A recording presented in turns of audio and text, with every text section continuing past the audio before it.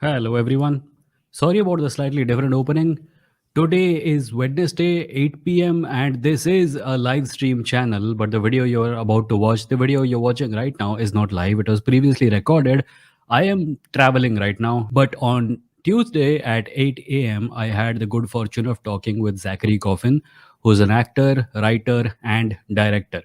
He has acted in many films, and you have seen him. You'll find the names of those films in the description of this video, and we spoke for an hour about artificial intelligence, how it affects the artistic career, and what is the future of art itself in light of the world that we live in right now.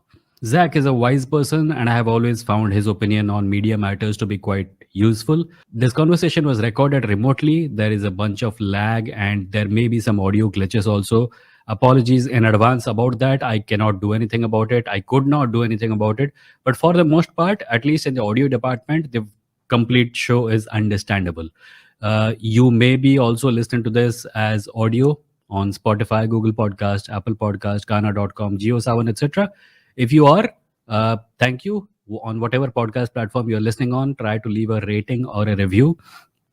You can also support the show and by sending a super chat in the live chat right now, or you can send super thanks by clicking the super thanks button under this video if you're watching this at a later point of time. So without much further ado, here is my conversation with Zachary Coffin. Enjoy it. Thank you. You Baghdadi! What is he doing here?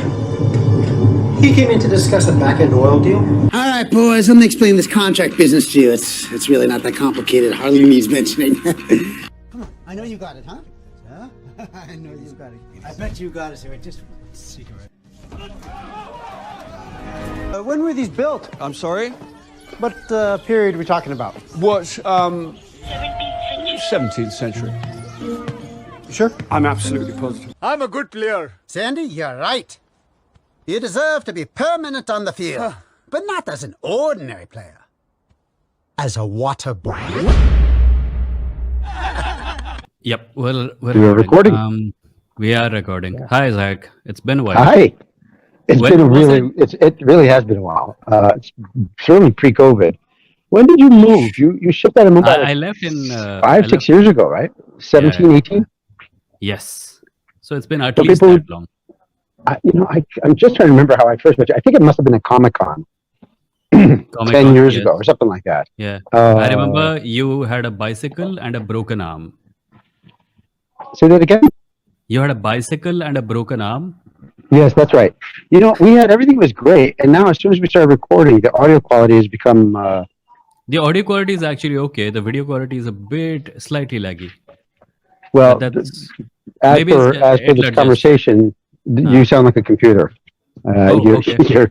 Yeah, it's okay. I think I can make it out, but maybe have to talk a little slower or something like that. Anyway, yeah, we met I think at Comic-Con, and I just thought you were a storyteller, meaning you were writing, but kind of deeply interested in for lack of try to segue here into the language models underneath the language, and I don't just mean that in a kind of ChatGPT way, but a kind of what are the metaphysics, what are the values embedded in language, all kind of a thing. So I think we just kind of talked, and then we met a couple times, and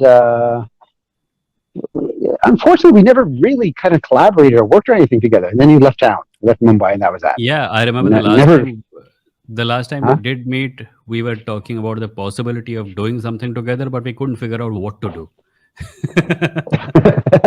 Well, yeah, that sounds about right. I'm trying to get comfortable here. Maybe I can do this. This is I thought about doing a podcast. Listen, this is going to be very boring for people in the very beginning. Sorry, I thought about doing a podcast. Let me just try to do something. Let me try to reduce the video resolution on my end and see if that helps. Hold on. Yeah, that way you don't look as good.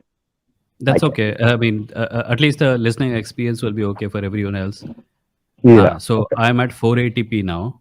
Is this better? Okay? As long as I'm at 481, okay. Unfortunately, that's not an option. Yeah.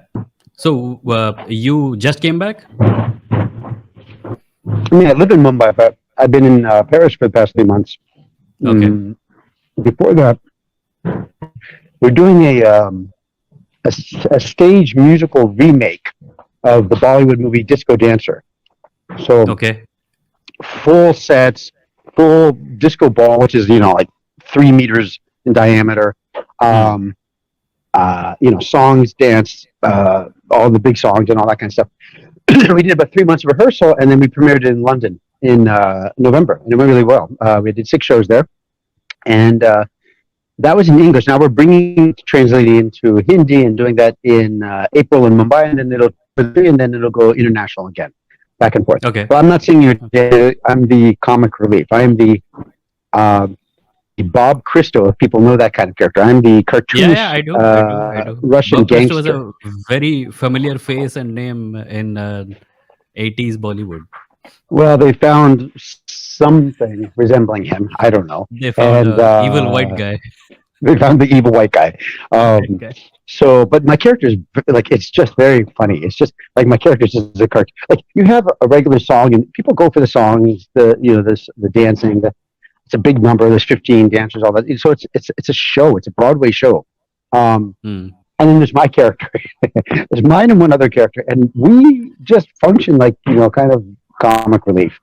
So it's actually a lot of fun. But anyway, I just got back from that and a little bit extra in Paris. And you sent me a message yesterday. Actually, I realized you had liked one of my posts, and then you asked me a question. And that post, I think we owe it to the audience to explain. The post was a very simple thing saying, "Hey, ChatGPT, can you even create a masterwork of original art? All you do is string sentences together to make it look like art. You're no thing." And then the ChatGPT responds, "Well, can you?" It's like, that image gives me existential crisis, because I've had conversations about artificial intelligence doing art and engaging in seemingly creative pursuits for the last couple of months, and this has been like, if you search for AI art on YouTube, you'll find a whole lot of really worried opinions from artists that this is taking something away from us. But I also noticed something else, which is that as a writer, I look at ChatGPT and I think, okay, oh my God, this is going to do what I do, right? But I'm less worried about AI doing art because I'm not a visual artist, right? So when I look at the opinions of artists who say that, this is AI will never do what humans do, I'm like, yeah, but you can use it as a tool. But when someone comes to me and says that, the AI can now write stories, I'm like, AI will never do what I do. Because every kind of artist has a sort of bloated opinion about the importance of what he does. So I was just wondering if I am just falling into that trap. So yeah, you're the falling into reason that I trap messaged you, 100%. yeah. So Yeah. I wanted a second opinion on this matter, because you, in addition to being a director and an actor, are also a writer. So are you like, just generally, first of all, tell me what you told me in the chat yesterday. Where do you see this going? How do you see this affecting the creative arts, visual arts, or writing? Well, I think it's interesting because I think first of all, let me the disclaimer, the caveat: nobody knows anything. We're just the other way around. That said, we've been watching machine learning, different language models evolve with computers for 55 years. I used to be a consultant, and I worked in knowledge management. And similar concept, it just wasn't automated in a way, right? It was basically, let's take knowledge and break it into tags, if you want to think of it that way. But it was, ways of modeling knowledge, modeling relationships. So you had not just knowledge management, but knowledge communities. This is work I did at KPMG in a previous life. And, it was a lot of interesting work. And out of that, that was built on the work that happened in Xerox and other places, IBM, with SGML, if anybody is aware of those prehistoric languages, which evolved into XML, which was essentially the big development with XML. And I guess this isn't supposed to be a tech conversation, but the reason I'm getting a little bit into the history is XML's great thing was, wow, it's a human readable language. And it was meant to invite functional people into the tech conversation. So you can take tags or ways of coding that make sense to you, language that makes sense to you, and we will put it into this language, and that will become more universal. And I worked for a lot of years in XML, specifically with industry clusters, where industries had specific domain knowledge. So, for example, I worked in finance, and if you ask a banker what is the definition of income, it's a different definition than, say, Disney. And also, Goldman Sachs in New York counts money differently than LCL in France. Literally, different accounting standards are different definitions, even though it's the same concept.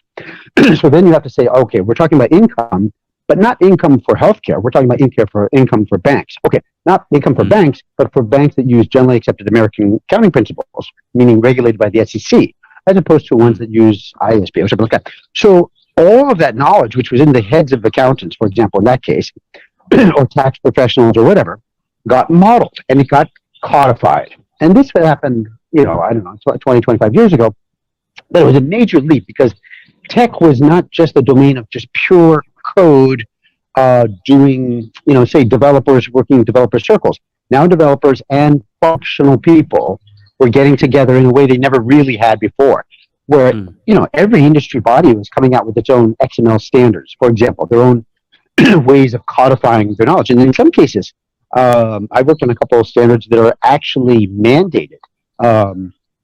In India, the first time I came to India, I was giving a lecture for the Securities and Exchange Board of India on something called XBRL, which is now, without even thinking about it, it's a mandatory thing for every publicly listed company in India that they file in this format that was a combination of code plus specific knowledge. So where that develops to is that knowledge becomes more kind of common, so that the computer now, on that side, can determine if I ask it a question, are we talking about income in terms of the financial services space? ChatGPT will know if I mean it that way. Or do I mean did I really mean just a word for salary?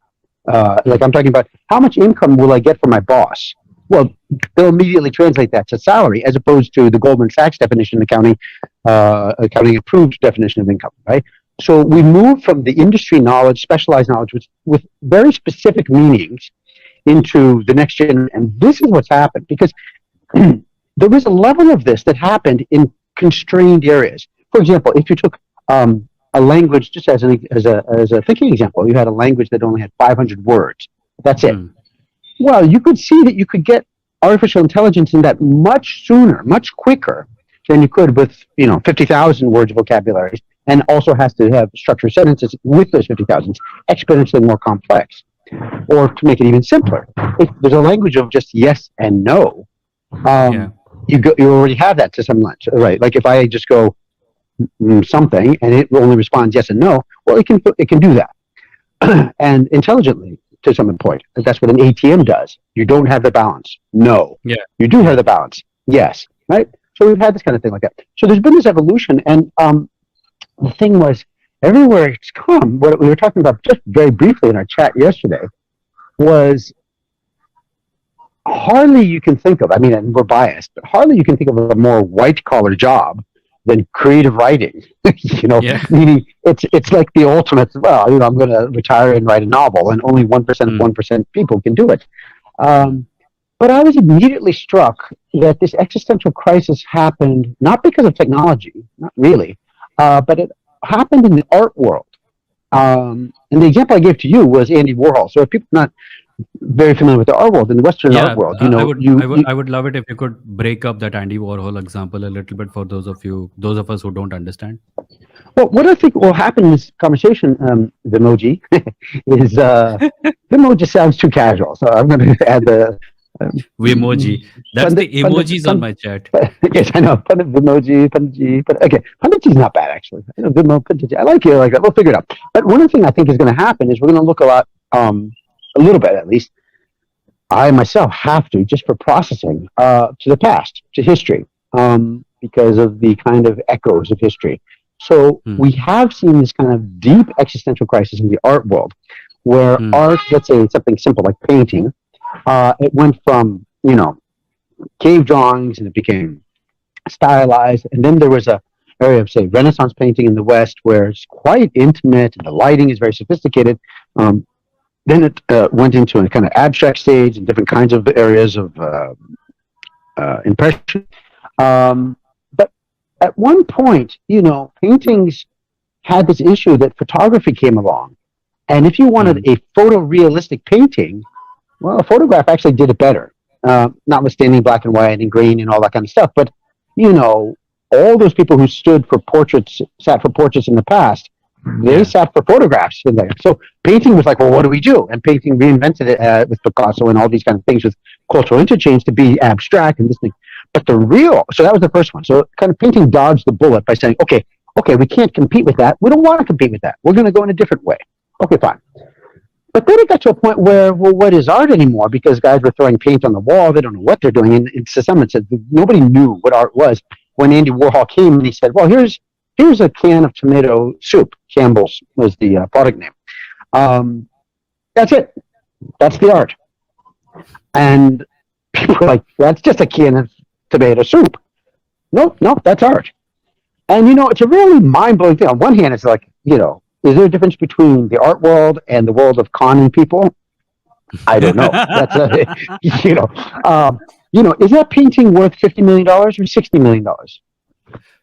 Interesting question. It's actually a very interesting question. And then it's a whole other conversation. But the point is, the root of that is, well, what the hell is art actually? And out of that, one thing became clear. I'm not an art history expert or anything like that, but what I'm saying is that crisis is now here with us, where you can get somebody writing with a ChatGPT kind of model, writing a essay in your style, or has been seen with some of these comics. Some cartoonists have, comic strips, and the AI is able to essentially extract their style and then recreate a new cartoon with different content and different dialogue. And it's like that person wrote that cartoon. So you've essentially taken the essential quality of that artist and recreated and done it to the point where maybe you can see some mistakes, but, give it a year or two and it'll be pretty indistinguishable. Or to be more specific, it will take a qualified forgery expert to, just as in painting, to be able to see the difference between a real, Rembrandt and a fake one. That's a really good forgery, which is also a kind of art, by the way. Yeah. But still, it's not the authentic one. So somebody's going to say one day there's going to be an ad written by Vimoh, and they're going to say, that's it. And then you'll go, no, it wasn't me. It wasn't me. And then with handwriting analysis in court, well, was it really his handwriting or what was like that? So this is going to lead, I think, pretty soon to the need to imprint or digitally sign your writing, but also the very kind of verification that I am who I am. And there's a very interesting thing, and the reason that'll be necessary is because humans are willing. I know I am. I'm ready to pay you 100 rupees for your book, even though you want 1,000, but okay. But you want 100 rupees for a book. But I'm not going to pay 100 rupees for a fake copy of your book, even if it's 99.9% same. I will immediately go, oh, if it's a fake copy, let me just get it for free off the internet. That's the way the internet has really kind of shaped our habits. There's an awful lot of PDFs that are free. Yeah. And I'll just take one of those. But if I want the authentic Vimoh essay, the actual one, well, maybe I'll be willing to pay for it because then it's the authentic one, right? And this also gets you into that whole fad last year with the what is it? The digital currencies things is crypto. Oh my God. Bitcoin. Huh? Bitcoin? No, not Bitcoin, but where they were essentially, this is the authentic digital copy of something. NFT? Yeah, NFT. Yeah, thanks, Sherry. I was drawing a blank, right? So NFT a year ago was like, this is a joke. Like somebody bought for $400,000. They bought the authentic video copy of the NBA basketball game. And you think, well, I can download that off YouTube. But art is a little funny because if something's authentic, people do value it. But why is it authentic? Because of this NFT? Well, that to a lot of people, that just seemed like a fake market, kind of like a scam. But now, oh my God, this might be something. You're saying that technology that underpins NFTs might become useful in a world where it is difficult to tell the difference between what is written by an actual human being and what is a copy or a facsimile created by a machine. That's what you're saying? Yeah, yeah. I've never been a fan of NFP, but Yeah, it now same here. has a Same business here. model. It now has It a now, business model yeah, there is a because use for it now. Yeah. there's two aspects of this that are important. One is, is this the authentic essay, right, that you wrote? Hmm. And for a variety of reasons, sometimes even legal reasons, we need to know, was that the authentic one, and not just sounds like him. As convincing as it was, no, this was like that. So that's one thing. But the other thing is not just because of artistic or value or audience desire for authenticity, but the other thing is, and I think this is this will lead to a kind of a very different conversation about where we are at present. Is it's not reliable. So Hmm. this is important because right now I view this as very much like a toy. Everybody goes there going, nobody is seriously saying, nobody is seriously going, dear ChatGPT, should I take 4 pills of this medicine or 3 pills of this medicine? My grandfather is clenching his heart. Yeah. Nobody's doing that because they know it's not reliable. And It's there's not been reliable. plenty of examples like that. So there will be a need at some point for, this is the verified answer, for lack of a better way Hmm. of putting it, Hmm. that this has been actually QC checked. Hmm. Now, as opposed to the generic one. The generic one is your mileage might vary, and that a lot of things on the internet are not 100%. Wikipedia is not 100% true, but you get a lot of value of it anyway. So there's kind of the day-to-day things. But on things that really matter, where there's a legal stakes, where there's health stakes, where there's military stakes, where there's some stakes, right? It's not just a game. Now you cannot put ChatGPT and just kind of let it do it, because even if it could mimic, there are legal consequences to that. So even if you could get away with convincing people that it was true, if anything goes wrong, you will be sued out of you meaning anybody who's Yeah. putting it forth. Yeah. So there's a need for verification there, but that verification is also kind of an element of QC according to the expert of the QC person. So if it's a basic thing like, this answer has been QC verified that yes, this is the equator of the Earth. Okay, low level QC. But this is, Neil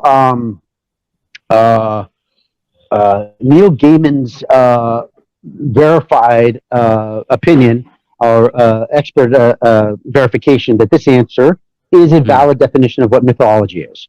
Hmm. Okay, good. I can use that now. I can run it and use it. And if you can imagine, let me go to the ChatGPT of only Neil Gaiman verified answers. Yeah. Okay, now that's something I can trust and believe in and work with and move forward with.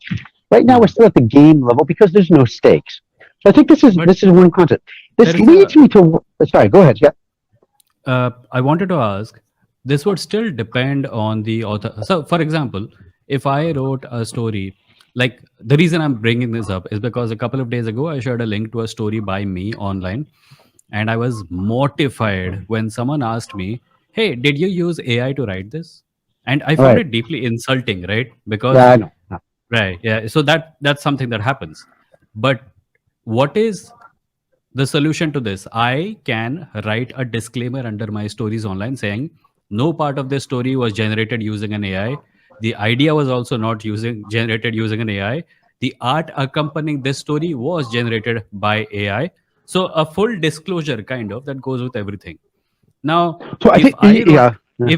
if I wrote a story and then I use the technology that underpins NFTs to stamp it, saying yes, this is the original version, then Yeah. that's my promise, and the technology verifies it.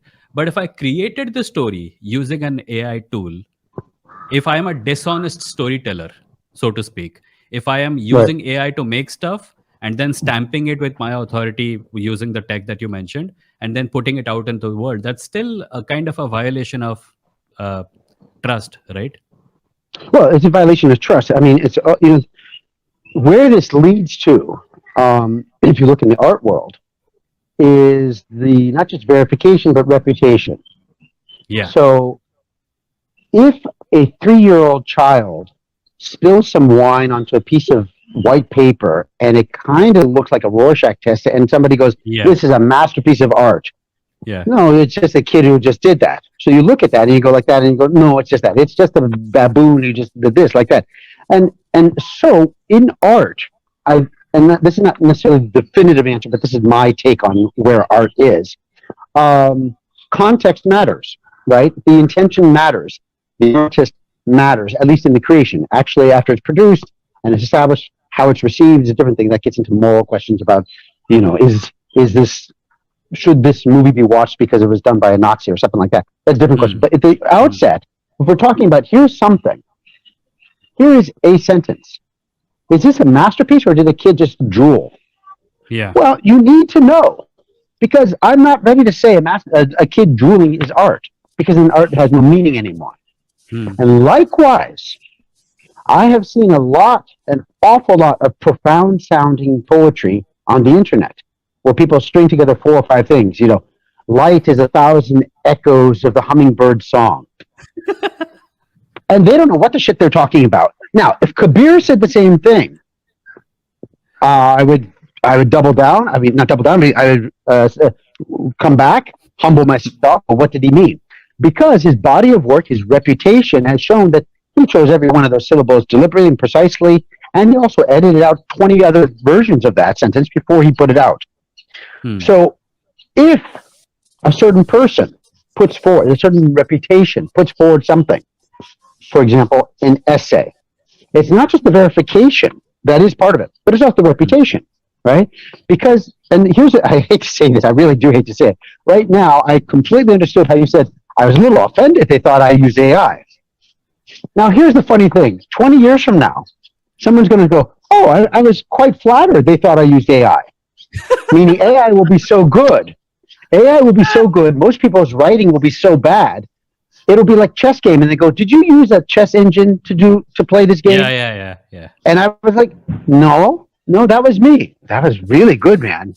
Right? No, but in the very beginning. Yeah. The question is, was I mortified because my skills were being thought of as the chat GPT level skills? Yes. Or was I so. you think so? But the other option, of course, is that I was mortified because my claim that I worked hard to make something now has no value, because the understanding out there is that I clicked a button and I made something and I posted it to Instagram.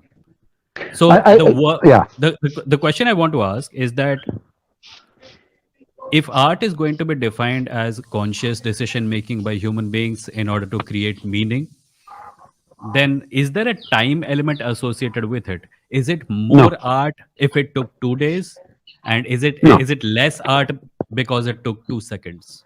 Yeah, no. And the reason no is because it very well may be a correlation, right? Generally speaking, if somebody's worked on a sculpture for 20 years, they probably put in a lot of work and effort into it. You probably want to consider that art. After 20 years, if they really are not a good artist, you go, I'm sorry to say, a bulldozer could have done that actually in 10 minutes.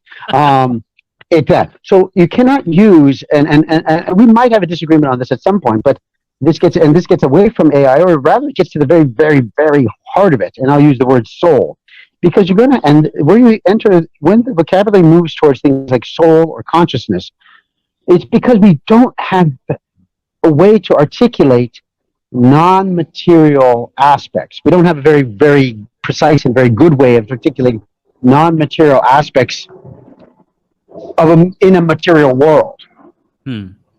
So, for example, you can describe the human body as just a series of mechanical things. It's a chemical reaction, this and that and the other. But that's not what a human being is. That's not what life is, right? You can say, well, existence is just from the Big Bang, but you go, no, what happened before time? We know existence, our understanding of existence is constrained by our brain, and that brain can see things through time and space. Okay, so what I'm saying is, in any conversation about the world, we tend to use material terms, which time falls into the category of. But art, you're going to get into the Turing test for art, is if you say this is indistinguishable from another thing, then there is no more art anymore. There is no art, there's just craft, there's just skill. And I will beg to differ. So there I'll come in and say, no, somebody has put kind of using flowery language here, but they've essentially articulated or expressed their consciousness. They have, to quote, they have spoken the ineffable. Yeah. It is about consciously. So if I were to make a distinction between a coffee cup stain that looks like something and a piece of art, I would say that what makes a piece of art is that someone consciously decided to make it that way. Would you agree? Um, generally, I mean, I think there's plenty of examples where somebody intended to make something this way, and then they ended up with this, and they went, "Oh, that's not bad."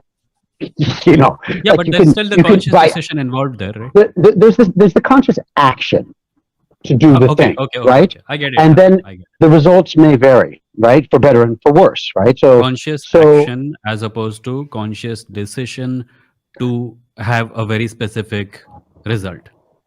yeah, so you can have a conscious decision and be a bad artist, and you're not an artist, right? Like, Yeah. or you're only in the most general sense of all artists. A 3-year-old who has a conscious decision to put red on the wall is not an artist.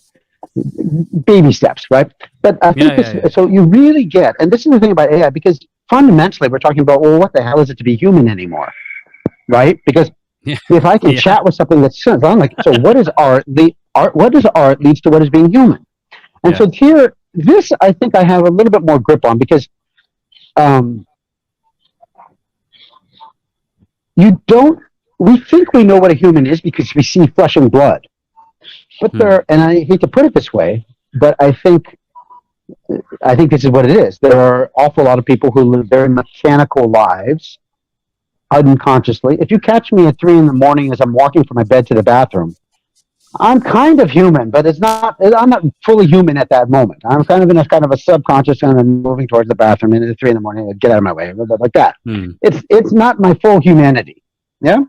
And there are other times, for example, when you're in the flow, as artists like to talk about, or as scientists, or whatever, that you're in that moment of kind of creative, what Patanjali talks about, that that the whole universe opens up inside of your mind. At that moment, that feeling and all that stuff, you're quite human.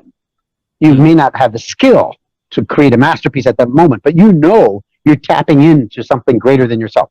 So this thing, which I'll call a kind of a spiritual experience, is where eventually this leads to, because art world had an existential crisis. Writers are going to have a writing crisis, but humanity is going to have an existential crisis about what the hell is being human anymore.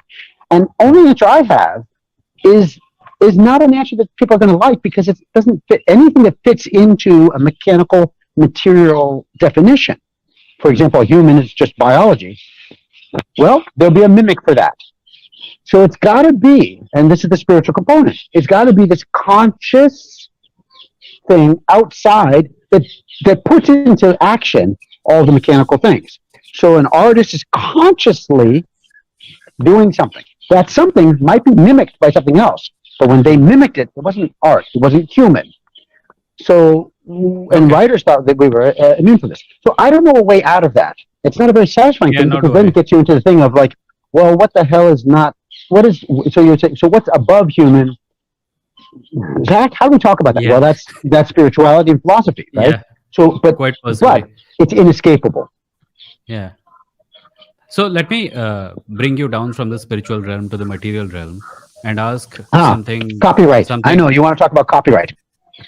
Copyright, yes, but before that, in what way do you think, like, this is a thing that does a thing, like photography came along and it created a lot of problems for people who used to draw and paint, but it also helped them to a great degree, because now every artist can look up reference photos of places, and they don't actually have to travel the world in order to make things, right? And in what ways do you think something like ChatGPT, or even DALL-E and Midjourney, which are AI art generators, in what way do you think these can be helpful to people who are feeling threatened right now? Well, it's funny, because like you, I think perhaps every writer out there is starting to go, uh-oh. Yeah. But, the thing is, I'm not old, but I have gone through kind of one tech life cycle. And I've seen and studied some of the past. And there are a couple of things that are quite interesting. So I remember when early days of the internet, like really, the internet was becoming more common and ubiquitous. Every stock market analyst, everybody was going, well, this is the end of paper. This is the end of paper. Who's going to need paper? Everything's on a computer.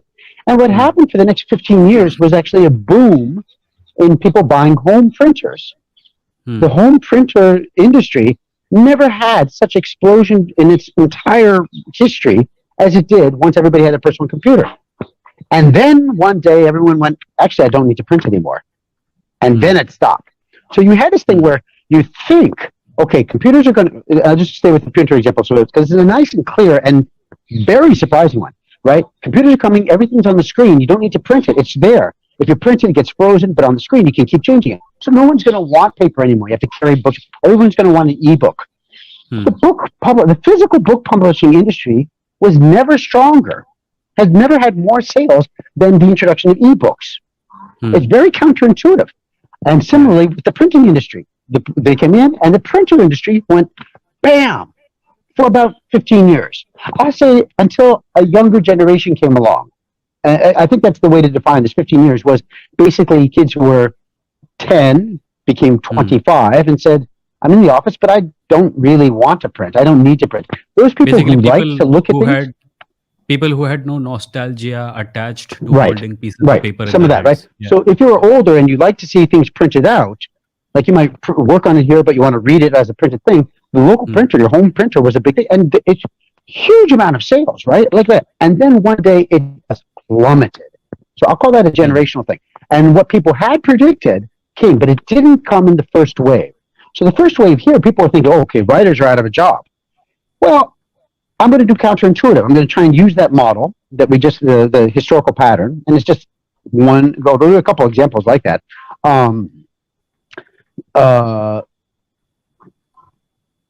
There might be a need for a whole bunch of writers, but in a different way. They might be called in to do QC work for all the ChatGPT things. So instead of writing stuff, 80% of the first draft is written, but we need a writer to come in, because you really do need a writer to fix and tweak the sentences and get things right.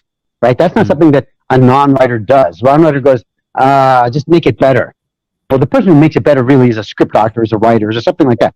So you have a need for writers to come in and say, okay, ChatGPT did 80% of the work, which is great, but it's not reliable. It's not publishable, unless you're like BuzzFeed or something like that, right? You know, I mean, like a low quality, but everything with some standard. I'm not sure what that standard is, but there might be. I'm literally speculating, but there might be a need for. Well, this was great. We don't need a writer to write the whole thing, but we do need an influx of writers to go through what is now a huge new volume of material, right? We were previously constrained by writing, an article a day or maybe 10 articles a day, whichever company you're talking about, marketing company, whatever it is. But now we can do, 1,000 articles a day, but we do need somebody to come in and just kind of clean them up a little bit. Maybe that's it. I don't know. But I think so if your first instinct, which was mine, was, oh God, writers have really got a problem now. It may not be, but it will eventually be, yes, for sure. The other thing I think is going to happen, unfortunately, is, and I could just look at this from Bollywood, is a producer is going to come and go, you know what, instead of hiring a writer, let me give ChatGPT my story idea and have ChatGPT write the script and write it in a script format and all that stuff. And when they get it, they'll go, well, it's 80% there. And now I'll hire a scriptwriter to come in and just kind of tweak some of the dialogues and do it like that. And I think there's an awful lot of the initial work that is going away. That I think is really hard to see around. Hard to see around. But there is also there's one thought I had on this, which is two actually thoughts. One I'm trying to remember. I remember his name. He's an NYU professor. He's a wonderful guy. And he has a quote that says that every media is known by its imperfection. So that is to say, if you take a vinyl record and you screech it, right, with a record player, and you screech it, that sound it makes when it skips a beat and it goes in a loop, or when it screeches, the needles on the thing and it screeches, that is a quintessential sound of an era, specifically the 1950s, 60s, 70s, or like that. I think I've heard this thing that you're speaking of. The quote. It's a great quote. The glitch sound is no longer part of anyone's. Yeah. So the glitch in a video, back before these things were on video on hard disk, but were on tape. The wrinkle in a tape when videos were recorded on tape, or the imperfections in the resolution of VHS or broadcast, or if you remember landlines and modems, the sound. Every technology has a glitch, which actually becomes its signature sound, and that glitch is an imperfection. So I view ChatGPT in a funny way. I view it like a new media. I think it might be healthy and productive for us to look at ChatGPT, demystify it, and just look at it as, oh, we finally entered the era of interactive media. Truly interactive. I do this, and it comes back. I do this. Hey, what do you think this? And it shows me a picture. No, what about that? It comes back, right? It almost like a toy. It's an interactive toy. I like it. Show me a picture of a deserted island on Mars. Oh, good, but make it green. Okay, but make it full of elephants. Okay, but it's a game, right? Basically, it's an interactive. The Star Trek holodeck. Right.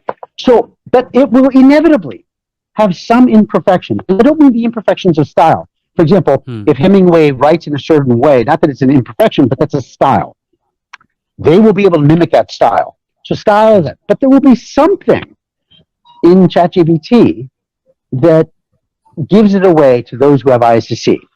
Because at the end of the day, it may be very difficult, and it may require at some point a forgery level kind of person to be able to tell the difference between a Rembrandt and a fake Rembrandt. It may be, but there will always be something. And but even now, even with photographs, it's hard to tell. Was that an authentic photograph from 1920, or did somebody just use Photoshop? So it gets difficult. I'm not saying it doesn't, but there will be in something like that gives it away. So if we view, and the reason I'm saying this is if we now view this as the beginning of interactive media, right? Either through images or chat. It may, give it 5 years, it may be sounds. It says, hey, what would an elephant underwater on Mars sound like? And it'll, pull it together and do that kind of thing. So whatever that is, right? That interactive media thing. If it's that, then I think we got to go back to our old guru, Marshall McLuhan. Marshall McLuhan is a 1960s guy who's most famous probably for the proverb, the medium is the message. And he was a very fascinating people. And, people should go back to him like every 10 years. Even I should go reread his stuff. He's visionary about media. And he was talking about how media gets used and its purpose. And it's less about the content than we think. It's far less about the content than we think. It's much more about the medium of the communication. So, for example, he gives a very famous example where films are a hot media. They are intense. But if you have an intense actor on a sitcom, it won't work. Well, you think, well, they're both video recorded. No, they're not. TV is a cold medium. It's a cool medium. So you're saying, no, these are video, and that's all mixing. No, it's not. They really are separated. And there's a commercial aspect to this, that every television show should have something that scares you or keeps you hanging so that its main purpose gets delivered, which is to bring the commercial, right? So you've got, but TV is not about the episode of Friends. TV is about selling you commercials. And once you get into that, then you'll understand, for example, it's impossible to watch broadcast news without being anxious. And they literally have designed this, even subconsciously, so that when you get to the commercial break, you go, that product feels relieving. It feels like a solution to the problems of the world. I'll take that Coke and Pepsi. Thank you very much. By design. It doesn't matter what the news of the day was. I mean, yes, it does, but it doesn't. And the way I kind of make this a kind of an analogy, because this is very hard to accept, that people go, wait a second, we just put together a 50-minute news broadcast. We put our heart and sweat into it, and you're saying it doesn't matter. Of course that matters. But I'm saying you're serving a larger God there. The God that you're serving is the commercial God of just teeing people up for the commercial. And the equivalent I have for this is that something, I've seen different percentages, but something like 85 to 90% of our conversation is nonverbal. Yeah. That the very first thing you're going to respond to is, it's a white, bald guy with some light. I'm saying some words, and you're kind of processing them. But you're mostly processing, there's a white guy, he didn't wear a tie, he wore this open. Okay, boom. Next, it would be his body language. He's kind of sitting pretty casually. That's a little casual, isn't it? A little too casual. All that's processing. Much more than we think. The tone of my voice has an enormous consequence. And you would think, what I'm saying matters. It's very little, because we still operate on these kind of things. So what I'm saying is, yes, what I say matters. The content does matter. But the form of everything around it is what we do, what's how we process most of it. And it completely changes. I was actually getting to the point of the form communicates a lot more than we think it does. Yes. So the format of the book communicates something. The format of a short story on a web page communicates something, and we are not always aware of it. That's what you're saying? Yes, absolutely, right? And it has a purpose and it fits into a larger mold, which different Yeah, yeah. categories of art do, right? But just to Uh-huh. say this, if literally everything I said in our chat, I was sitting in a broadcast studio with a suit and tie and maybe a pair of glasses and all that, people would actually hear it, not just give it more weight, but they would hear words differently. You understand what I'm Okay. saying like that? So now we have this problem. We go back to ChatGPT. We are looking at it in a way that has been structured to be the definitive answer, and it's not there yet. So what I'm concerned about, or not concerned, but what I'm really interested in is what is the imperfection in this new media? What's that imperfection that we're going to find, like the glitch in everything else? And two, what is this really about? Well, right now, it's really about advertising dollars. You can say Google and all these things are great for this and all that, and Wikipedia and all this, all that's great. The internet is all that. It's all about advertising dollars, meaning getting your attention. And what will ChatGPT do in that? Well, it would be a better way to do that. I'm not sure how to monetize it, right? Yeah. So the search we think the search results matter, but the fact that you're searching online as opposed to going and discovering it in real knowledge tells you a lot. There's some things that are easier to get online. Sure, I'm not debating these kinds of things. I'm saying as a way of gaining knowledge, it's embedded and wedded to the advertised model, which is not in your interest, not always in your interest, and it's very hard to know when these things are. So the ChatGPT in the future is going to be damn hard to understand how we're being manipulated. Because if you take something like TikTok, which is already basically, actually Indians are not quite as familiar as what's going on in America right now, because you guys very for different reasons you banned it, but you guys got lucky. You got lucky, because you've got a very addictive thing. Actually, maybe that's the point of it. That might be the point. The point of TikTok is not selling you ads. If it is true that TikTok really is a propaganda tool, it is a way of capturing your behavioral algorithm, exactly what you like, how to manipulate you, how to put one thing in front of you and keep you glued. It is an attention addiction mechanism. For Facebook, they are also, but they do that for ads. But you could do attention addiction behavior mechanism for propaganda. Because once I understand what makes you work, what makes you tick, oh, it's a video in which there are puppies. Okay, he's not a puppy person, right? But I get very detailed. After a couple of days, so now I have a very precise intelligence profile about you. You combine that with an automation mechanism that can say, okay, I will style my answers. First, I'm doing the ChatGPT, which gives you correct answers, but now I'll do it in the style that works for Vimoh. And he will find more persuasive than he otherwise would. If it reads like Wikipedia, Vimoh has a natural skepticism. But if it reads like that's something that he's quite susceptible to, without even knowing he's susceptible to it, maybe it's written in your own style, something like that. It flatters you. Wow, this is so well written. And you don't even realize they wrote it in your own style. Whatever, I don't know what it is. But that is very, very, so you get into a space where it's damn tricky to be, and I'm going to use this word very precisely here, to be a conscious human being and not get sucked into becoming a mechanical, automated human being. Yeah. And this is the challenge. The last point I want to make on the technology patterns was, one, when technology comes, you think everybody's going to lose jobs. It creates new jobs, it destroys industries, but it takes a cycle, right? It does kind of the counterintuitive to. Two was medium is the message. What is the actual function and purpose of this new media format?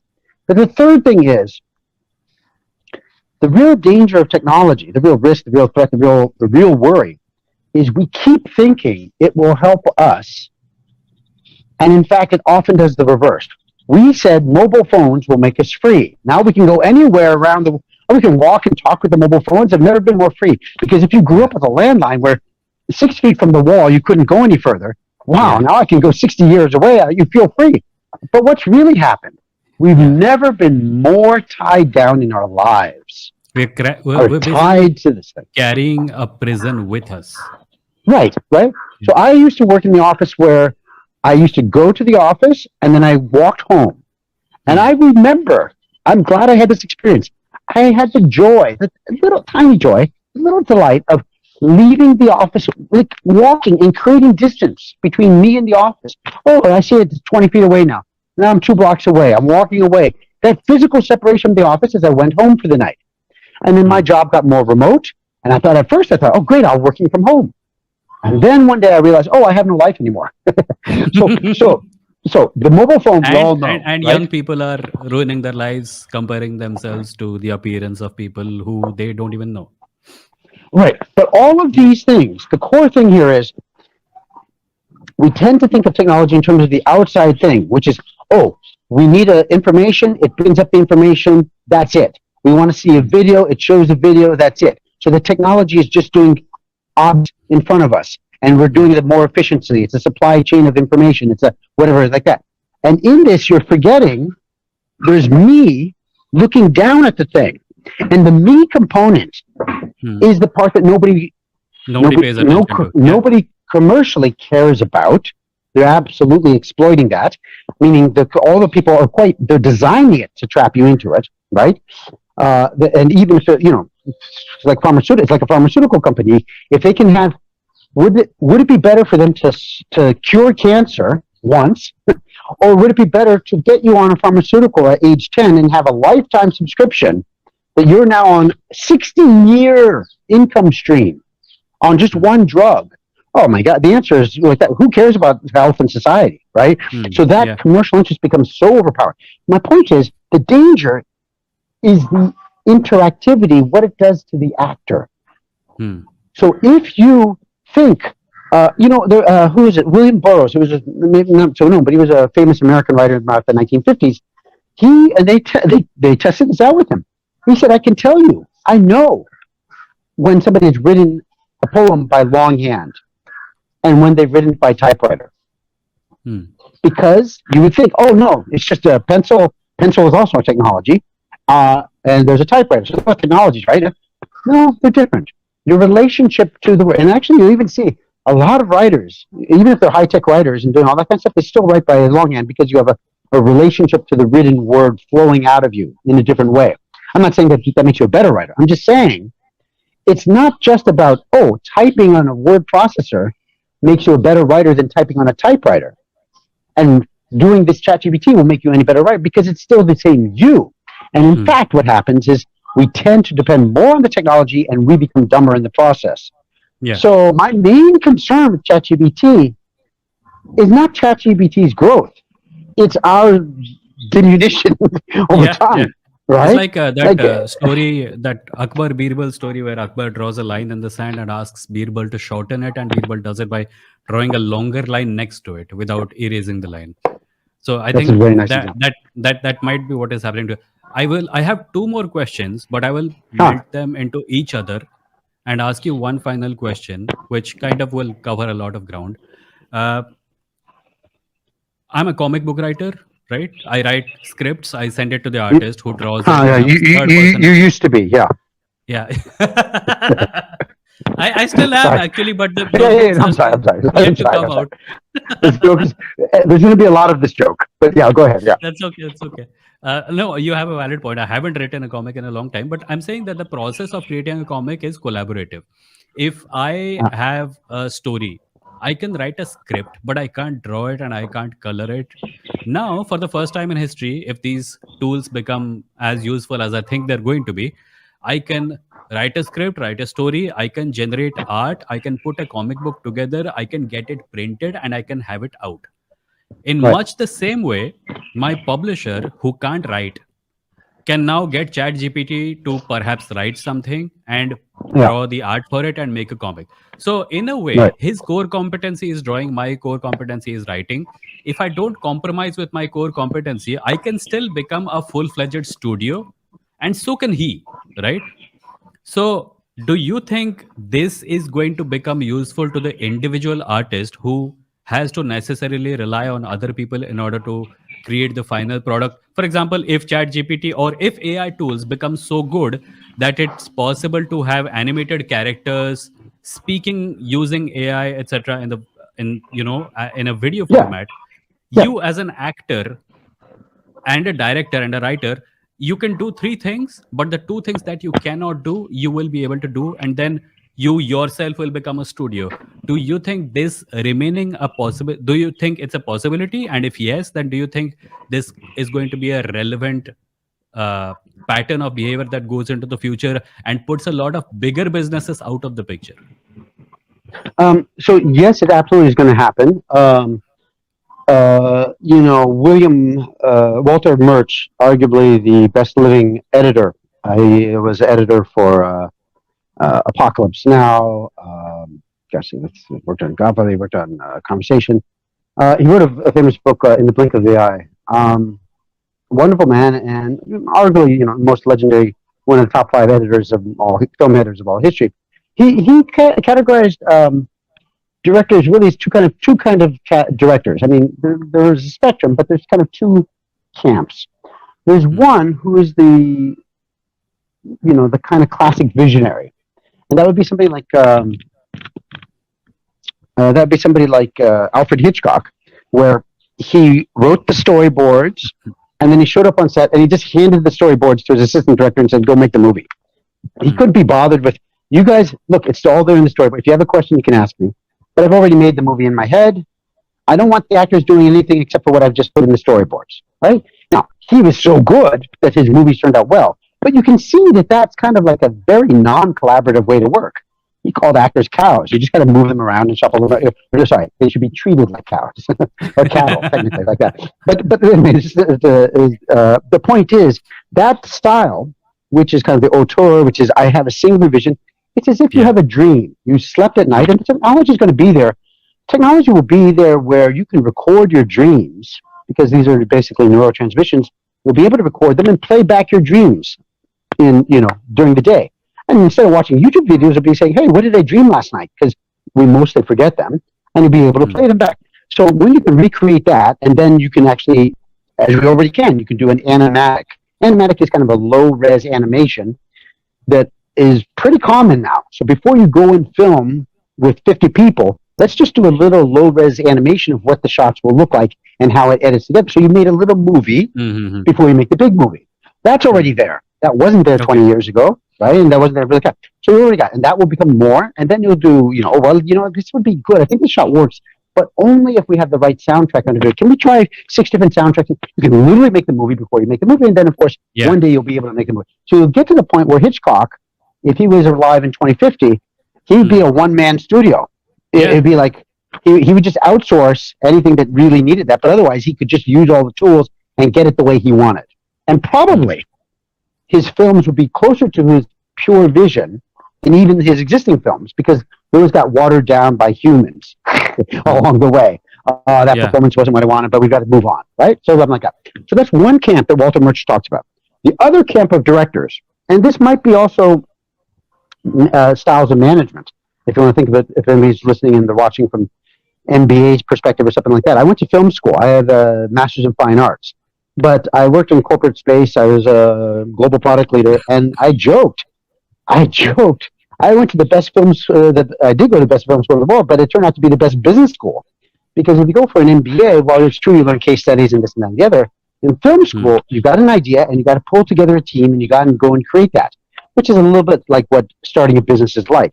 So film school turned out to be a great business school if you belong to the camp of collaboration.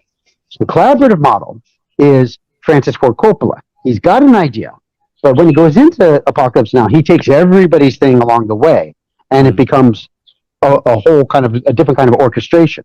And Walter Murch made an interesting point on this. He said that films in the future, there might be one day when it's not about the actual film, but it's kind of a color ink blotch representing the experience of the people who worked on it.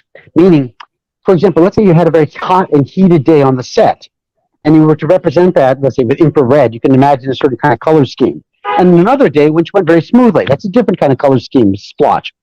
Well, you could actually represent the process visually in this whole other thing. And he's actually saying, it's a weird thing, but that may be entertainment in the future. It's not about the output, but the process becomes the entertainment, so to speak. But what this leads to is definitely, if you're talking with the ChatGPT thing, this side of the equation, the visionary, Absolutely. I can take. I was doing some audiobooks the other day, and there's now an AI tool which can help me do the cleaning up on the mixing. And Yeah. you know, if you've ever done this, it's like it can be a very tedious process and can take 10 hours depending on the long books stuff like that. And you go upload it, just oh my Yeah. god! So there's going to be all those efficiencies. That's all true. But I would also say you go back to the classic example of Gutenberg's Bible, which opened up the printing press, internet in terms of word processing, all this. Okay, great. We now have, I don't know, 50 million bad poets in the world. Okay, maybe there were only 50,000 bad poets before. Is that improvement? I'm sure people feel good about their poetry. It's nice that they have an ISBN on Amazon. They feel good about themselves. It's Yeah. not an advancement for human civilization that people get to masturbate in different ways. Yeah? It's just it's literally used to be called vanity publishing. I'm publishing a Yeah. book so that I can see that I paid for the publishing. Well, now I Yeah. can do that very quickly, right? With Yeah, yeah, ChatGPT, yeah. hey, I'll be able to make a movie of my life. I'll do the biography of Zach. I'll make it myself. It cost me $46. Great. Was it So art? so this problem has always been there. Now there is going to be much more of it, is what you're saying. Yeah. Well, that's true. Yeah. Yeah. But again, there is something most quintessentially human which escapes definition. And I know it's not very satisfying, but you interview 5 people for a job and they all give correct answers. But one person is beaming. One person is a different vibration, whatever. There's something that singles them out. You see 10 poems, and one is just something.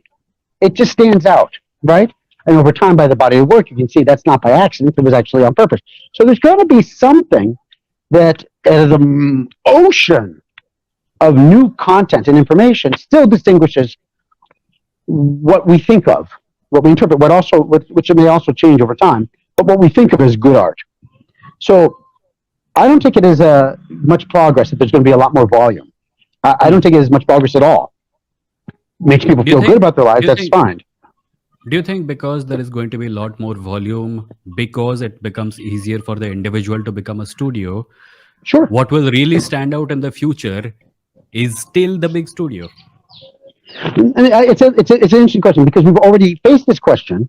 ChatGPT will just accelerate, but we've already faced this with YouTube videos and TikTok videos, right? So basically, it used to just be studios who produce things. And then you had YouTube stars who have more viewers than the nightly news. And you go, well, that's great. And of course, I'm very happy. I get a lot of my news by independent journalists, and they're able to Substack. People can create their own publishing things. I can follow the people that I think are trustworthy, and that's all great.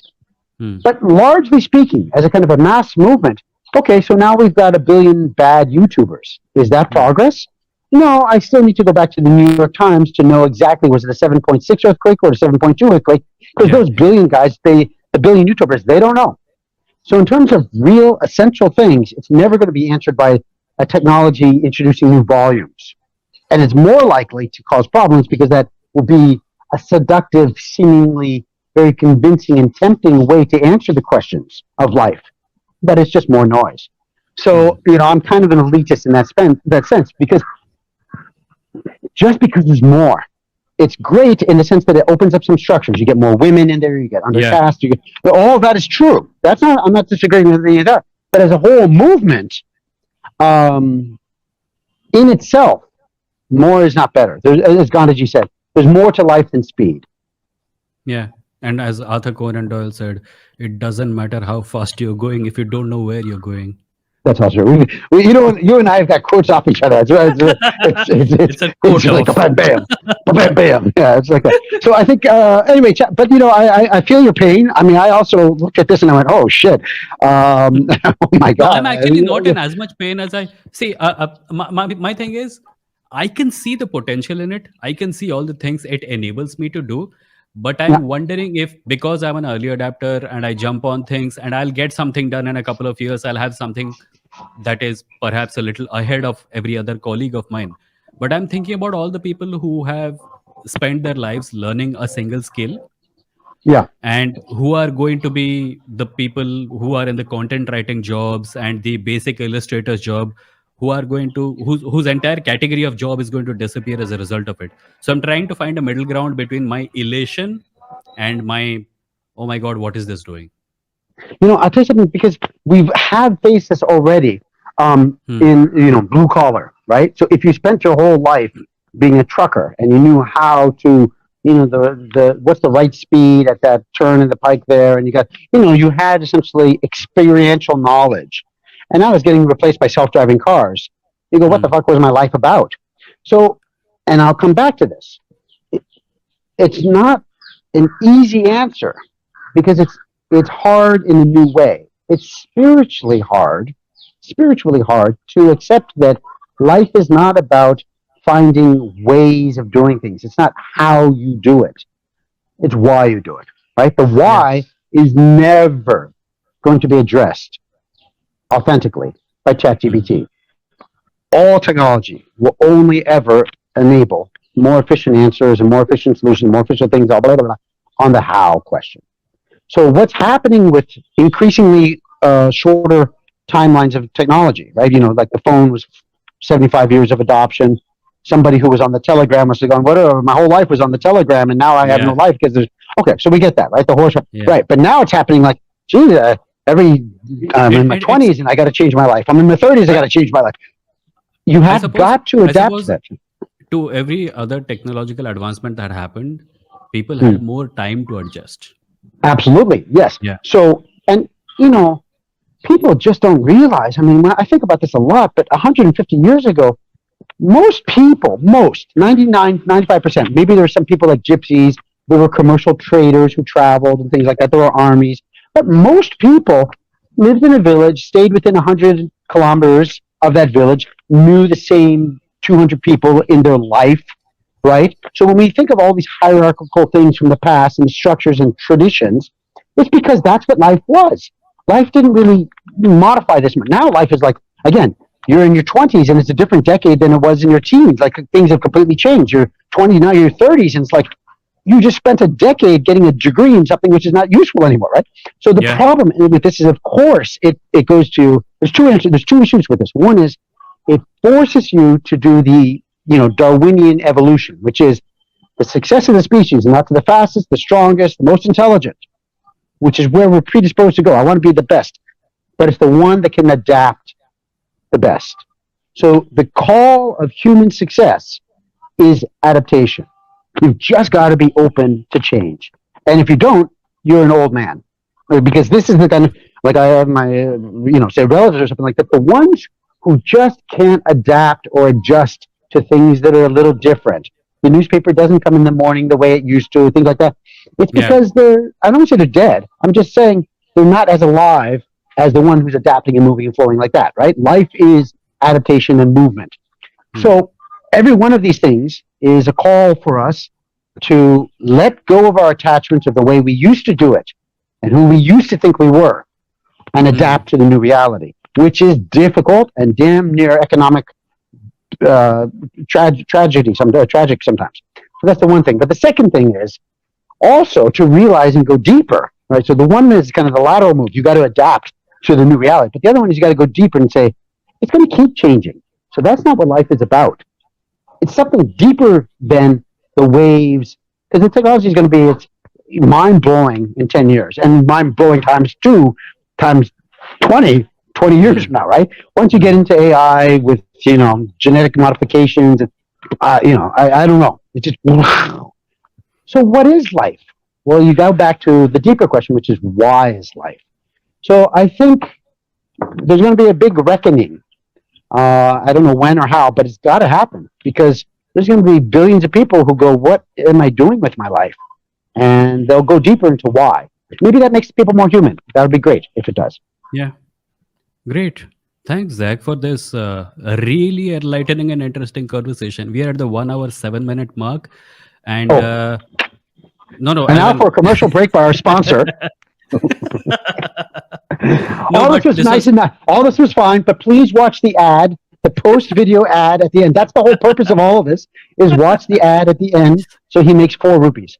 Yes, the medium is the message. 4 rupees is 4 rupees. You might be overestimating my channel's ability to make money, but I think I'll make more than 4 rupees in general. But thank you, Yeah. Zach, for this, and I hope we can talk again soon about this because this topic is not going to go away. It's not going to go away. away. It's It's not not going going away. away. And because you mentioned Darwinian evolution, I just point out something. When a lion chases a herd of buffalo, it is not the fastest buffalo that survives. Right. Everyone except the slowest buffalo survives. That's true. Yeah. At least Yeah. that day. Yeah. Yeah. And then they feel Your happy day for a will week come. and then the lion comes back. Hey, comic book writer, your day will come. But yeah, it's already It's a come. pleasure. I wish I saw you in Mumbai sometimes, but I'm happy to see you on the podcast. Yeah, same here. So that was the episode. As you could tell if you watched the whole episode, Zach is an incredibly interesting person with a wide variety of in-depth understandings into many topics. If you have not seen his work, please go over to his channel and check out his filmography. There is a link to his channel in the title of this video and also in the description.